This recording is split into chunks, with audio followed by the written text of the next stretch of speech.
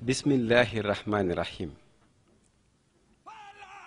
Ô toi, océan de générosité, ô toi, soleil levant, porteur d'espoir, ô toi, force tranquille, Mam Khadim, toi qui, de plus bas âge, as vécu dans la paix intérieure, défiant toute machination satanique, toi qui, purifié par le Seigneur Allah, et fortifié par le meilleur des créatures, Muhammad Rasulullah sallallahu alayhi wa sallam, toi qui n'as jamais été tenté par autre chose que la voie de l'agrément de Dieu par sa parole, La ilaha illallah, Muhammad Rasulullah, Mam Khadim, ô toi fidèle serviteur, lorsque les âmes impures et âmes malades ont failli sombrer devant les menaces incessantes et la pression lourde imposée par les forces sataniques, lorsque l'homme, malgré sa valeur inégalable de par sa vertu créative d'essence divine, trébucha devant la crise des valeurs et la perte de repères, et lorsqu'aussi le désespoir gagna le cœur des fidèles, esselés par la domination étrangère, au point de mener à la dérive morale et spirituelle, toi, Mam Bamba, oui, toi seul as répondu présent à l'appel de celui par qui la lumière céleste s'est répandue sur l'être adamique, Muhammad, paix et salut sur lui.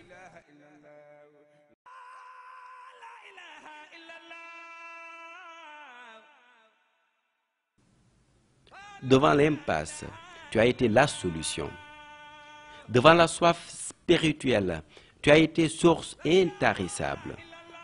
Devant la confiance absolue portée en ta personne, tu as fait le résultat. Tu as soulagé les esprits par la paix du cœur, la paix du dedans avec les hommes et la paix avec le Seigneur. Oh Mambamba, Tchei Mambamba. On se rappelle encore de par ce qui nous a été raconté par nos pères et nos grands-pères que tu as enduré, au nom du Seigneur, toutes sortes d'épreuves. Épreuve physique, épreuve morale, épreuve spirituelle. Oh Borombar. Et tu as gagné avec dignité, par la voie de la paix, de l'échange et de la solidarité, le statut de Khadimur Rasoul. Khadimur Rasoul, le serviteur privilégié du prophète Mohammed sallallahu alayhi wa sallam.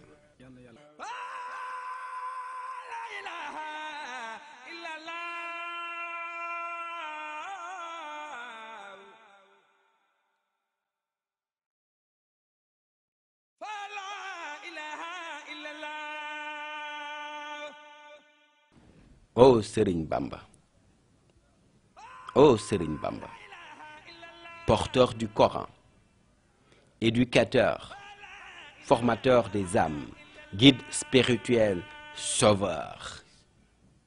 Oui, sauveur. Tu as enseigné la sagesse de la bonne conduite morale dans un monde où seule la vaine compétition fait règle. Oh Mam Cheikhouna, tu es l'équilibre.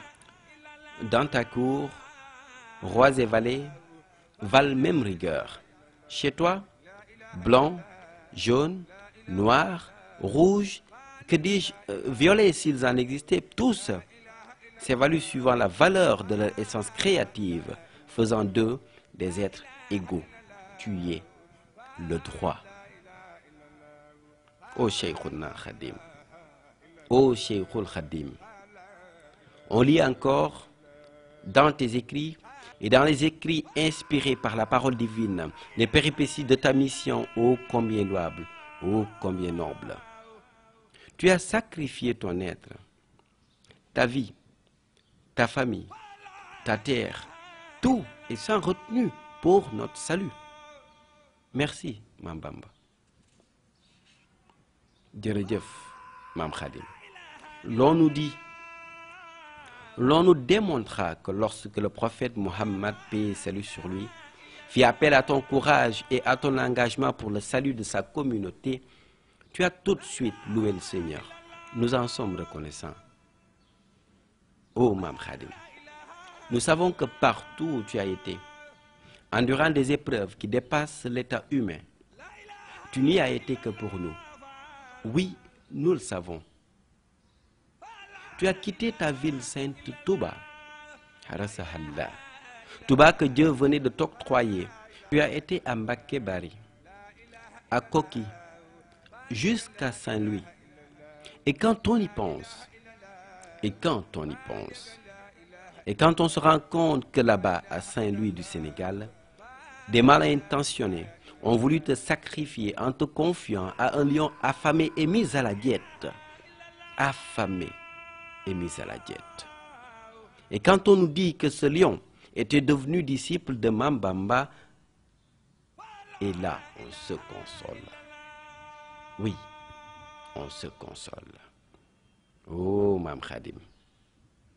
Oh, Mam Khadim.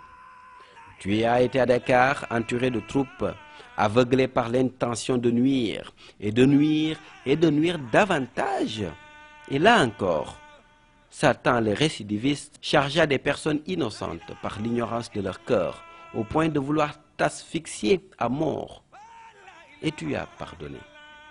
Nous savons tout cela. Tu as été exilé dans des endroits où seuls les hommes de Dieu de classe exceptionnelle peuvent séjourner. Exposé aux esprits maléfiques dans des conditions mirifiques, aux abords de la plage, c'est mirobolant. Tu as résisté. Tu as rendu grâce au Seigneur. Tu as fait les louanges du prophète Muhammad Rasulullah sallallahu alayhi wa sallam. Et partout, tu as pardonné. À Mayumba, et à Lambaréné, et à Libreville, et à Niolé, et à Grand Bassin, et au Cap Lopez, et à Bafali, et à Conakry, et dans les îles les plus lugubres que les archives ont préféré taire, jusqu'à l'île du diable. Et partout, tu y as pardonné. Tchei Borom Touba. Ô Mam Khadim, à chaque fois, et à chaque autre fois, tu en ressors grandi, apportant des nouvelles de paix, de pardon, de réconfort, de compréhension des limites de l'autre, de cordialité. Et à chaque coup, Satan s'abaisse et se rabaisse davantage, et jamais il n'a trouvé devant toi issue heureuse. Et à chaque occasion, tes titres de prééminence se doublent et se multiplient. Ô toi, Mambamba, ô toi, Serigne Touba, ô toi, Cheikhul Khadim, ô toi, Khadim Rasoul, ô toi, Asna Khadim. Tchei Borom Touba. Par le grand Magal de Touba, célébrant ton départ en exil vers les horizons lointains, endurant épreuves et toujours des épreuves, pour le salut de la créature humaine, tu nous as gratifié de valeurs sûres qui font affluer les peuples du monde vers Touba pour la fête de la paix, Magalou Touba. Ô Mam Khadim, toi qui as enseigné les vertus de tolérance devant l'agressivité dictée par les mœurs corrompues et flétries, toi qui, devant l'injustice, as toujours prôné l'esprit de compréhension par le pardon. Toi qui, par ta capacité de longanimité, parviens à stabiliser les crises sociales par le zikr, et par le zikr, oh, les chassaïd, berçant les cœurs, adoucissant les tensions, rassemblant les hommes dans un esprit d'harmonie et d'amour. Ce zikr que chantait tout le temps, et toujours encore, sunu maam Cheikh Ibrahima Fall. Jërëjëf Borom Touba. Tu as démontré, ô Mambamba, que la seule solution standard qui vaille, celle-là inchangeable et seule durable devant la pression constante de ce monde instable, la seule solution, ta seule solution, tu nous as enseigné qu'elle reste et demeure la paix. Assalam. Et c'est pour cette raison fort éloquente qu'on chantonne et qu'on chante partout et partout à travers le monde le slogan si confortable, si universel, si apaisant. Jërëjëf Borom Touba. Oh Mam Khadim, tu as prouvé que la seule solution reste la paix et tu l'as démontré.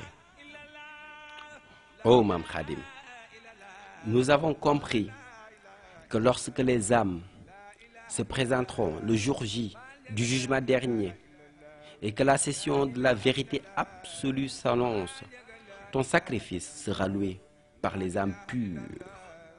Oui, les âmes pures. Et que l'onction de tes actes le protégera par la baraka de Muhammad Rasulullah sallallahu alayhi wa sallam. Jërëjëf Maam Khadim, borom baax. Jërëjëf Sëriñ Bamba, borom leer, borom leer, borom leer.